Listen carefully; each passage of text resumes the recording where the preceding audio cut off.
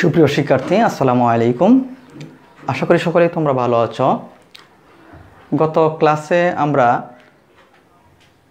জ্যামিতির স্থানাঙ্ক ব্যবস্থা, কার্তেশীয় সমতল, কার্তেশীয় স্থানাঙ্ক, পোলার স্থানাঙ্ক এই বিষয়গুলো নিয়ে আলোচনা করেছিলাম।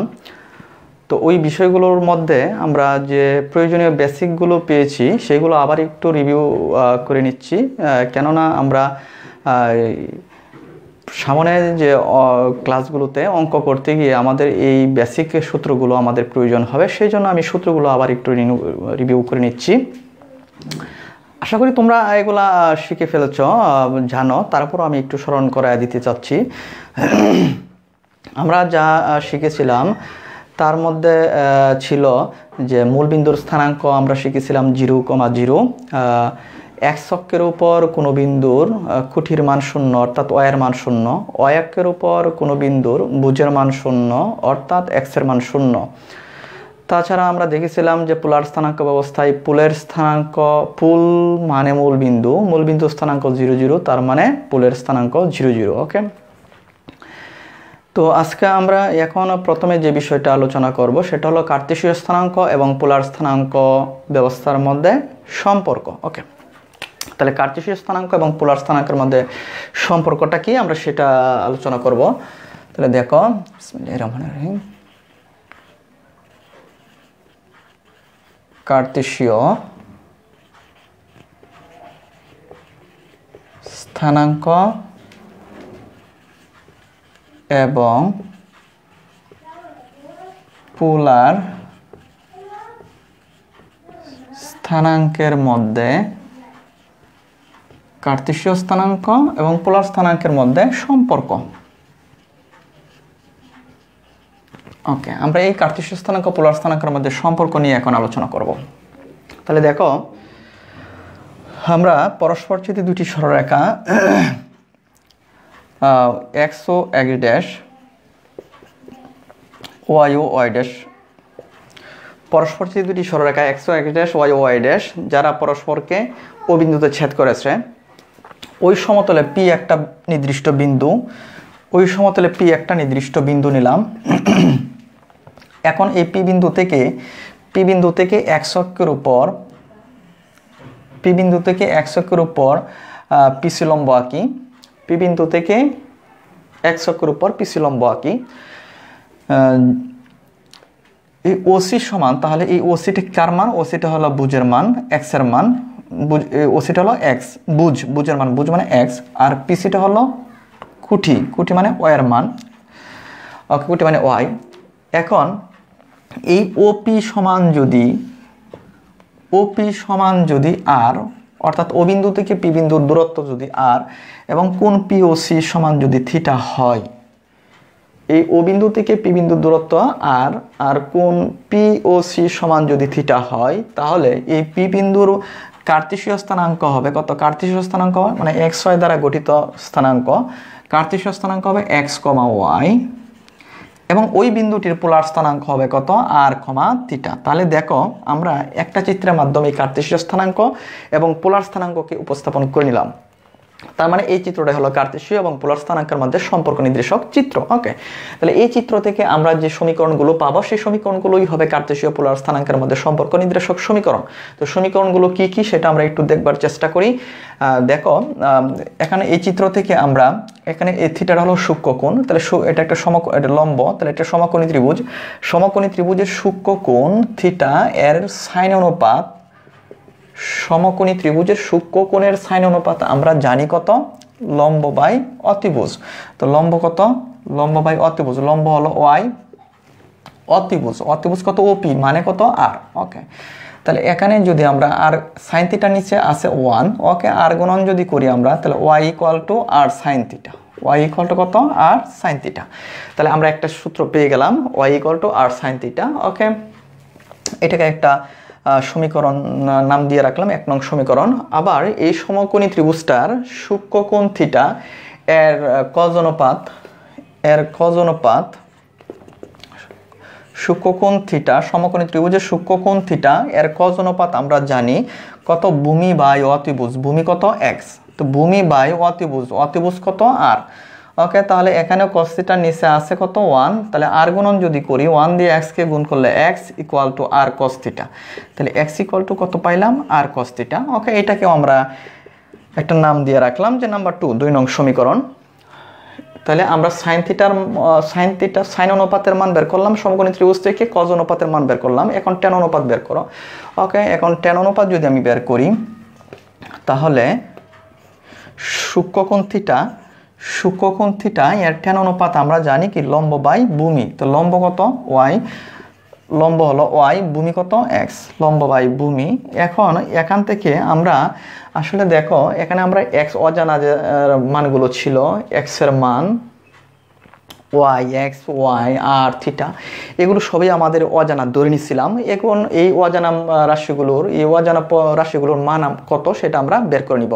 তাহলে x সমান পাইছি r cos θ, বুঝ x সমান পাইছি আমরা r cos θ, খুঁটি y সমান পাইছি আমরা r sin θ, তারপরে থিটা ইকুয়াল টু এখন আমরা বের করব। তাহলে থিটা সমান কত আসবে, থিটা সমান হবে tan এই পাশে ওই পাশে গেলে tan inverse, tan θ equal to এত হলে থিটা ইকুয়াল টু তাহলে এই পাশে হবে tan inverse y by x, tan inverse y by x, sin θ equal to এত হলে তাহলে theta equal to sin inverse.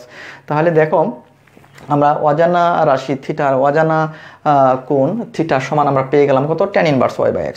ওকে, এখন দেখো আমরা তিনটা মান পেয়ে গেছি, x, y এবং থিটা, এই তিনটা মান আমরা পেয়ে গেছি।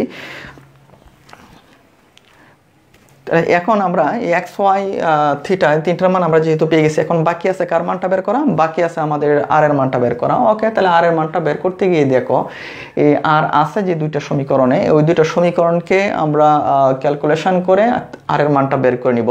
তাহলে ক্যালকুলেশন করো ওই দুইটা সমীকরণকে 1 এবং 2 কে যদি আমরা বর্গ করে যোগ করি তাহলে 1 square plus 2 square, 1 square plus 2 square implies that, মানে গাণিতিক সাংকেতিক অর্থ আমি এখানে ব্যবহার করছি, টোটাল ল্যাঙ্গুয়েজটা তুমি না লিখলেও পারো, যে 1 স্কয়ার মানে 1 নং 2 নংকে বর্গ করে যোগ করি, 1 নং 2 নংকে বর্গ করে যোগ করি, এটাকে আমি একবারে সাংকেতিকভাবে লিখে নিচ্ছি যে 1 square plus 2 square implies that. Okay, তাহলে কি পাবো আমরা, বাম পাশেরগুলোকে বর্গ করে বাম পাশে যোগ করব, ডান পাশেরগুলোকে বর্গ করে আমরা ডান পাশে যোগ করব। তাহলে বাম পাশেরগুলোকে যদি বর্গ করে যোগ করি কত আসবে, x square plus y square, ডান পাশেগুলোকে বর্গ করে যদি যোগ করি কত আসবে, r square cos square theta plus বর্গ করো r square sin square theta. তাহলে আমরা এখানে কি করলাম, বাম পাশেরগুলোকে বর্গ করে যোগ করলাম, ডান পাশেরগুলোকে বর্গ করে আলাদাভাবে যোগ করলাম। তাহলে এখান থেকে আমরা লিখতে পারি, দেখো কি লিখতে পারি, x square plus y square equal two, এখান থেকে যদি r স্কয়ার কমন নেই তাহলে কত আসবে, cos square theta plus sin square theta, cos square theta plus sin square theta. Okay, তাহলে এখন তুমি এখানে লিখতে পারো x square plus y square equal to r square into, আমরা cos square theta plus sin square theta সমান জানি কত, cos square theta plus sin square theta সমান জানি আমরা 1। তাহলে এখানে আমরা পেয়ে গেলাম r square equal two x square plus y square, r square সমান কত পেয়ে গেলাম, x square plus y square. আমার দরকার কার মান, r এর মান, অজানা সে r এর মান। তাহলে r এর মানটা যদি আমরা পেতে চাই উভয় পাশে বর্গমূল করতে হবে। ওকে, তাহলে উভয় পাশে বর্গমূল করলে, বাম পাশে বর্গমূল করলে r সমান পাবো আমরা কত, ডান পাশে বর্গমূল করলে x square plus y square. Okay, এখন উভয় পাশে বর্গমূল করা বেসিক আমরা জানি প্লাস মাইনাসে আসে মানটা, উভয় পাশে বর্গমূল করা বেসিক কি, যার মানটা আসবে অবশ্যই প্লাস মাইনাসে আসবে, উভয় পাশে বর্গমূল করা বেসিক কি, যার মানটা আসবে প্লাস মাইনাসে আসবে। কিন্তু এখানে আমরা মাইনাসের মানটা ডিসঅ্যালাউ করব, কারণ কি, আর যার মানটা বের হয়েছে কার মান, r এর মান, আরটা কি ও বিন্দু থেকে পি বিন্দুর দূরত্ব, তো দূরত্ব কখনো ঋণাত্মক হতে পারে না সে, বা এটা একটা ব্যাসার্ধ, আমরা বলে আসছিলাম যে r হলো ব্যাসার্ধ ভেক্টর, থিটা হলো ভেক্টোরিয়াল কোণ, তাহলে r হলো ব্যাসার্ধ, তাহলে এখানে r এর মানটা কি ঋণাত্মক হতে পারে না, বা দূরত্ব, তাহলে যেহেতু ঋণাত্মক হতে পারে না কাজে আমরা ধনাত্মক মানটা নিলাম, মাইনাসের মানটা ডিসঅ্যালাউ করলাম। ওকে, তাহলে দেখো এখানে আমরা অজানা রাশি x, y, থিটা আর প্রত্যেকটির মান পেয়ে গেছি। এগুলো কিন্তু প্রত্যেকটি একটি গুরুত্বপূর্ণ সূত্র, একটা গুরুত্বপূর্ণ টপিক্সের বেশ কিছু অঙ্ক তুমি যদি করতে চাও তাহলে এই সূত্রগুলো তোমাদের লাগবে। খুবই গুরুত্বপূর্ণ কিছু অঙ্ক আছে যা তোমাদের পরীক্ষায় প্রায়ই আসে, প্রায়ই না নিয়মিতই আসে। MCQ প্লাস CQ 2 আকারে আসে। তো সেই অঙ্কগুলো যদি আমরা সলভ করতে চাই তাহলে এই যে 4টা অজানা রাশির মান পাইলাম, x = r cos θ, y = r sin θ, θ = tan inverse y/x, r = √x² + y²। এই যে 4টা এই যে 4টা সমীকরণ আমরা পাইলাম, এই 4টা সমীকরণকে আমরা বলবো কার্তেশীয় এবং পোলার স্থানাঙ্কের মধ্যে সম্পর্ক নির্দেশক সমীকরণ। আশা করি তোমরা এই কার্তেশীয় পোলার স্থানাঙ্কের মধ্যে সম্পর্ক নির্দেশক 4টি সমীকরণ কিভাবে আসছে সেটা বুঝে নিছো। ওকে, তাহলে আমরা পরবর্তী টপিকসের দিকে অগ্রসর হই। গুরুত্বপূর্ণ আমরা বেসিকগুলো কিন্তু পেয়ে গেলাম, এগুলো তোমাদের অবশ্যই মাথায় রাখতে হবে। এখন আমরা পরবর্তী টপিকস যেটা সেটা আমরা দেখেই আমরা অঙ্কের মধ্যে চলে যাব।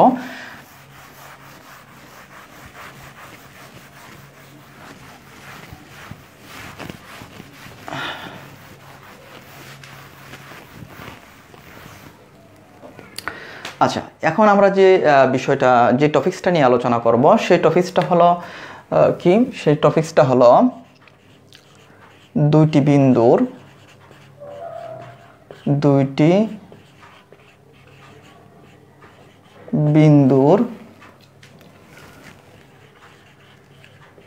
মধ্যবর্তী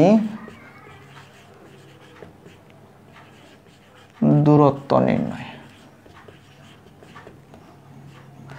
দুইটি বিন্দুর মধ্যবর্তী দূরত্ব নির্ণয়। ওকে, এটা তোমরা সম্ভবত 9-10-এও ছিল সম্ভবত, দুইটি বিন্দুর মধ্যবর্তী দূরত্ব নির্ণয় সম্পর্কিত হায়ার ম্যাথে ছিল তোমাদের। ওকে, তো অনেকেই তো হায়ার ম্যাথ হয়তো অপশনাল থাকার কারণে তোমরা সেটা ভালোভাবে পড়ো নাই, তো আমি সেই জন্য এই জিনিসটাও দেখায় দিচ্ছি। তারপর এটা আমার আলোচনার বিষয়, যদিও তোমরা আগে পড়ে আসছো, তারপর আমি একটু দেখাবো, তোমরা জানো আশা করি। তারপর আমি একটু তোমাদেরকে স্মরণ করে দিতে চাচ্ছি বিষয়টা, যে দুইটি বিন্দুর মধ্যবর্তী দূরত্ব নির্ণয়। আচ্ছা, তাহলে এখানে আমরা যে আগের যে টপিকসটা পড়লাম যে কার্তেশীয় পোলার স্থানাঙ্কের মধ্যে সম্পর্ক নির্দেশক সমীকরণ, এগুলো কিন্তু পরীক্ষায় তোমার যে সমীকরণগুলো পাচ্ছি 4টা, ওইগুলো কিন্তু পরীক্ষায় সৃজনশীল আকারেও আসতে পারে। তোমাকে বলা হতে পারে এরকম যে কার্তেশীয় এবং পোলার স্থানাঙ্কের মধ্যে সম্পর্ক নির্দেশক সমীকরণগুলো লিখো। ঠিক আছে, তাহলে অঙ্ক করতে তো আমাদের এই সূত্রগুলো লাগবেই, পরীক্ষায় কিন্তু জ্ঞানমূলক কোশ্চেনে তোমার চলে আসতে পারে, কাজেই আমাদের দুইটা কাজেই কিন্তু লাগতে পারে। ওকে, ঠিক একইভাবে দুইটি বিন্দুর মধ্যবর্তী দূরত্ব নির্ণয় করব যে সূত্রটার সাহায্যে আমরা সরলরেখা সকল চ্যাপ্টারে ইউজ করব। অর্থাৎ এখন আমরা যে বেসিক সূত্রগুলো পাবো প্রথম দিকে, এই বেসিক সূত্রগুলো আমরা সরলরেখা বৃত্ত চ্যাপ্টারগুলো করতে গিয়ে এই সূত্রগুলো আমাদের বারংবার ব্যবহার করতে হবে। ওকে, তাহলে এখন দেখো দুইটা বিন্দুর দূরত্ব আমরা কিভাবে নির্ণয় করব। আমরা দুইটা বিন্দুর দূরত্ব বের করব। তাহলে দুইটা বিন্দুর দূরত্ব যেহেতু বের করব, আমরা কোনো একই সমতলে দুইটা বিন্দু নিয়ে নেই। একই সমতলে দুইটা বিন্দু, একটা বিন্দু নিলাম P, যার স্থানাঙ্ক x1 y1। দুইটা বিন্দু যেহেতু স্থানাঙ্ক দুইটা হবে, দুইটা বিন্দু ভিন্ন স্থানাঙ্ক, অর্থাৎ একটা বিন্দুর স্থানাঙ্ক নিলাম x1, y1, আরেকটা বিন্দুর স্থানাঙ্ক নিলাম q, যার স্থানাঙ্ক x2, y2। ওকে, তাহলে এই যে দুইটা বিন্দু, একটা p x1, y1 আর একটা q বিন্দু যার স্থানাঙ্ক x2, y2, এই দুইটা বিন্দুর মধ্যবর্তী দূরত্ব কত সেটাই কিন্তু আমরা বের করব, আমাদের বের করার বিষয়। এই দুইটা বিন্দুর মধ্যবর্তী দূরত্ব কত সেটা, এই দুইটা বিন্দুর মধ্যবর্তী দূরত্ব কত সেটা আমরা বের করব। ওকে, তাহলে এই দুইটা বিন্দুর মধ্যবর্তী আমি কি করছি, একই সমতলে দুইটা বিন্দু P এবং Q নিলাম, যাদের স্থানাঙ্ক যথাক্রমে x1, y1 এবং x2, y2। এখন এই P এবং Q দুইটা বিন্দুর মধ্যবর্তী দূরত্ব আমরা বের করতে গিয়ে P এবং Q বিন্দু থেকে x অক্ষের উপর যথাক্রমে PM এবং QN লম্ব অঙ্কন করলাম। PQ এর মধ্যবর্তী দূরত্ব বের করতে গিয়ে কি করলাম, এই দুইটা বিন্দু থেকে যথাক্রমে x অক্ষের উপর PM এবং QN লম্ব অঙ্কন করলাম। আবার Q বিন্দু থেকে PM এর উপর QL লম্ব অঙ্কন করলাম। তাহলে এখানে লম্ব হলো কয়টা, 3টা। P বিন্দু থেকে x অক্ষের উপর PM, Q বিন্দু থেকে x অক্ষের উপর QN এবং Q বিন্দু থেকে PM এর উপর QL লম্ব অঙ্কন করলাম। অঙ্কন করার ফলে লক্ষ্য করো এখানে দেখো একটা সমকোণী ত্রিভুজ উৎপন্ন হয়ে গেল। এটা একটা সমকোণী ত্রিভুজ যেখানে 90 ডিগ্রি। এটার উপর লম্ব, কাজে এখানে একটা 90 ডিগ্রি কোণ উৎপন্ন হয়েছে। কাজে এই ত্রিভুজটা কেমন ত্রিভুজ? সমকোণী ত্রিভুজ। তাহলে এই সমকোণী ত্রিভুজ উৎপন্ন করার উদ্দেশ্যেই কিন্তু আমরা এই লম্বগুলো অঙ্কন করছি। ওকে, এখন এই লম্বগুলো অঙ্কন করে আমরা সমকোণী ত্রিভুজ উৎপন্ন করার পেছনে উদ্দেশ্যটা কি? লক্ষ্য করো, সমকোণী ত্রিভুজ তৈরি করার উদ্দেশ্যটা হলো এই সমকোণী ত্রিভুজ থেকে আমরা পিথাগোরাসের সূত্র জানি কি? অতিভুজ স্কয়ার অর্থাৎ P Q square equal to PQ square সমান কত আমরা জানি? QL square plus PL square. Okay, আমরা পিথাগোরাসের সূত্রটা যদি এটা অ্যাপ্লাই করি, এটা জাস্ট তোমাদের বোঝানোর জন্য, আমাদের এই সমকোণী ত্রিভুজটা তৈরি করার উদ্দেশ্যটা কি সেটা বোঝানোর জন্য আমি এটা একটু লিখতেছি। পিথাগোরাসের সূত্রটা আমরা এখান থেকে অ্যাপ্লাই করতে পারি এত। ওকে, আমাদের উদ্দেশ্য কিন্তু P এবং Q এর মধ্যবর্তী দূরত্ব অর্থাৎ PQ এর মান নির্ণয়। ওকে, তাহলে PQ এর মধ্যবর্তী দূরত্ব PQ এর মধ্যবর্তী দূরত্ব PQ দ্বারা তাহলে কি বুঝবো? PQ দ্বারা আমরা বুঝবো PQ এর মধ্যবর্তী দূরত্ব। তাহলে আমার PQ দরকার, তাহলে PQ যদি পেতে চাই ওই পাশে বর্গমূল QL square plus PL square. আমরা জানি উভয় পাশে বর্গমূল করা বেসিক হলো প্লাস মাইনাস, কিন্তু এখানে মাইনাসের মানটা নেওয়া যাবে না, কারণ PQ কি? PQ হলো P এবং Q বিন্দুর দূরত্ব কখনো ঋণাত্মক হতে পারে না। ওকে, এখন আমরা তাহলে এখানে যে বিষয়টা বুঝে গেলাম, বোঝাতে চাচ্ছি সেটা হলো P এবং Q দুটি বিন্দুর মধ্যবর্তী দূরত্ব, P এবং Q দুটি বিন্দুর মধ্যবর্তী দূরত্ব যাকে আমরা PQ দ্বারা প্রকাশ করব। তাহলে PQ লেখলেই তোমাকে বুঝতে হবে PQ মানে কি? P এবং Q এর মধ্যবর্তী দূরত্ব।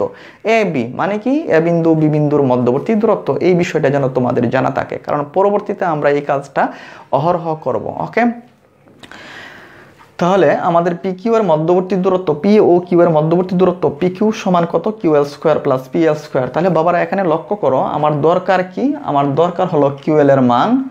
এই ত্রিভুজ থেকে আমার PQ এর মধ্যবর্তী দূরত্ব পেতে গেলে আমার প্রয়োজন কি? QL এর মান, অর্থাৎ Q থেকে L এর দূরত্ব, তারপর PL, P বিন্দু থেকে L বিন্দুর দূরত্ব। এই দুইটা অজানা মান আমার প্রয়োজন। ওকে, তাহলে PL এবং QL এই দুইটা মান আমরা বের করে নিব। ওকে, তাহলে PL এবং QL এর মানটা বের করতে গিয়ে এখানে তুমি যে কাজটা করবা সেটা হলো ON, OM, QN, ML এই মানগুলো, অজানা মানগুলো বের করে নিবা। ওকে, তাহলে এখানে আমি অজানা মানগুলো যদি পেতে চাই, ON দেখো এখানে ON সমান কত হবে? ON সমান কত হবে?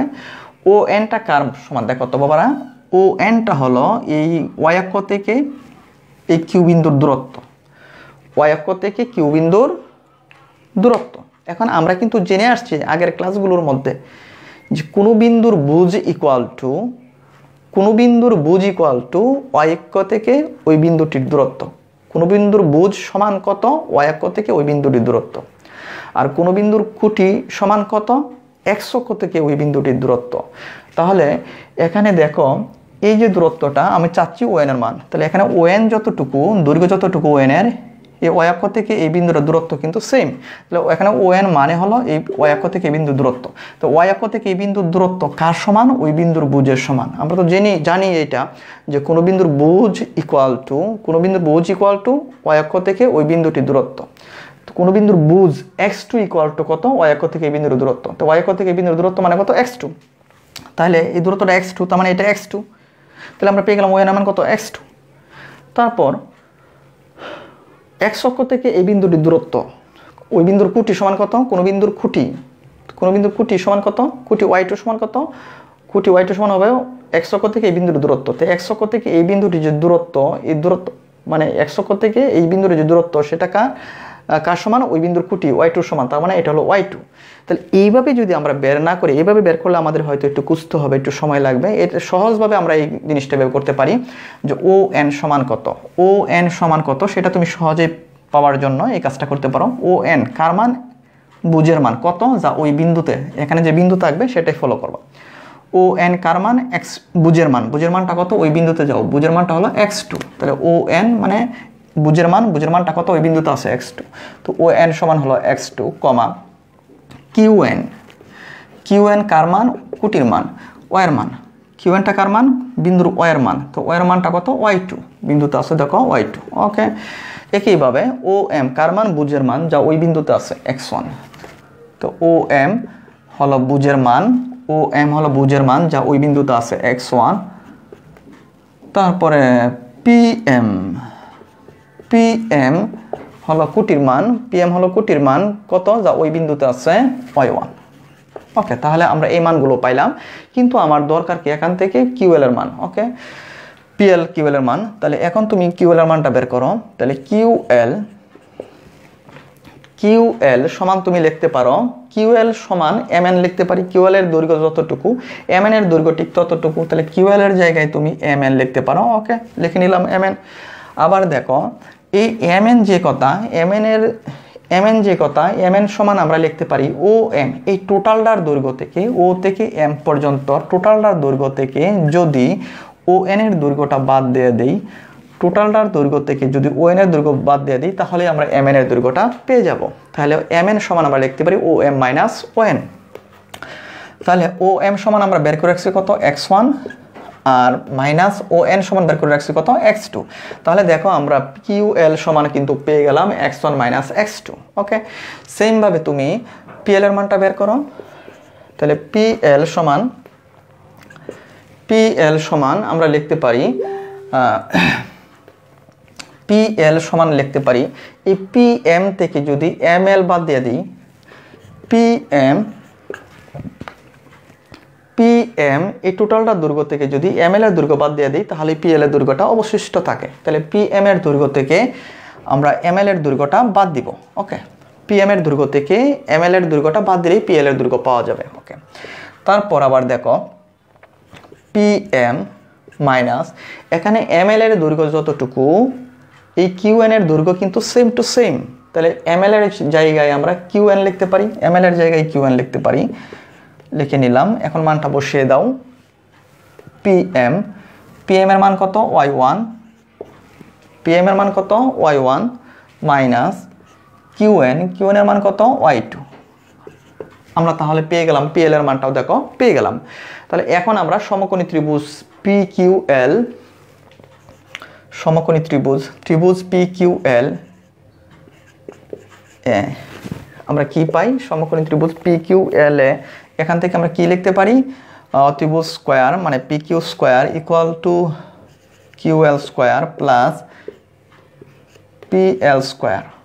ওকে, তারপর আমরা এখানে দরকার কি PQ দরকার। তাহলে PQ ইকুয়াল টু কত? Root over QL square plus PL square.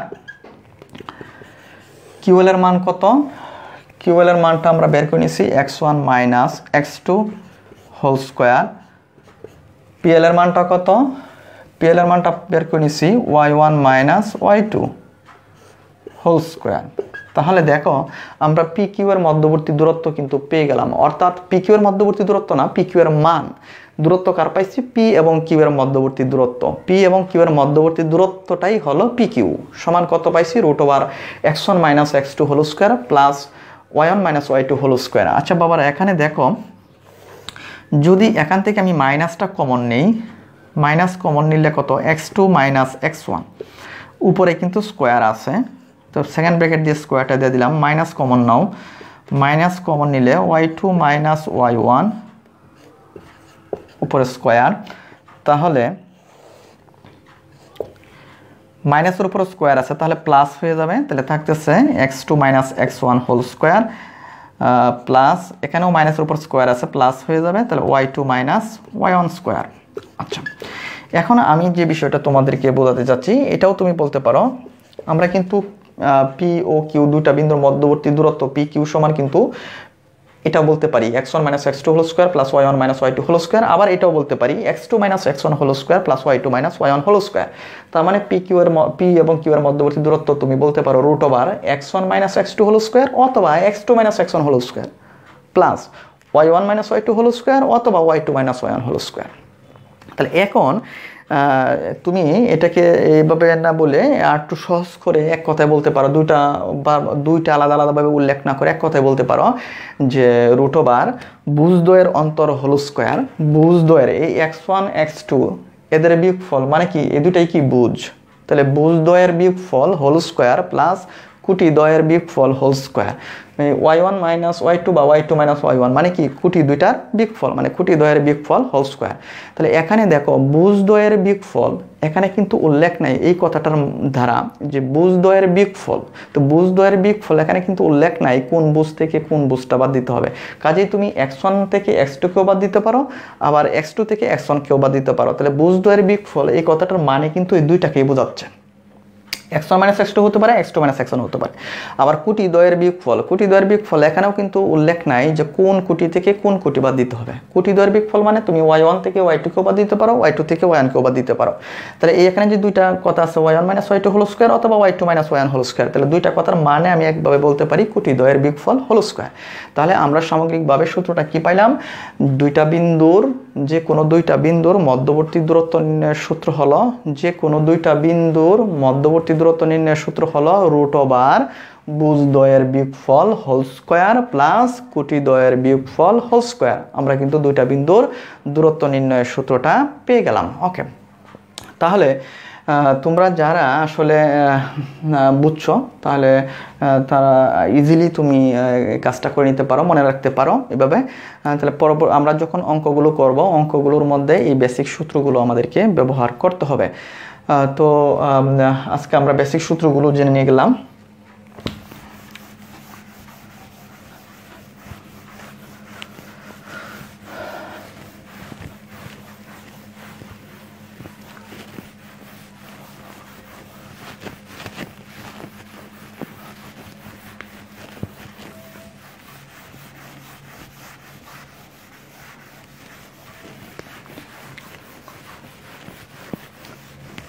তো আজকে আমরা বেসিক সূত্রগুলো জেনে নিয়ে গেলাম।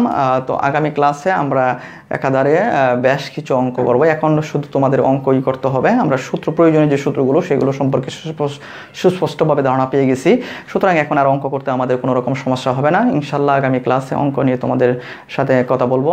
তো সবাই সুস্থ থাকি, ভালো থাকি। আজকে এ পর্যন্তই। আসসালামু আলাইকুম ওয়া রাহমাতুল্লাহ ওয়া বারাকাতুহু।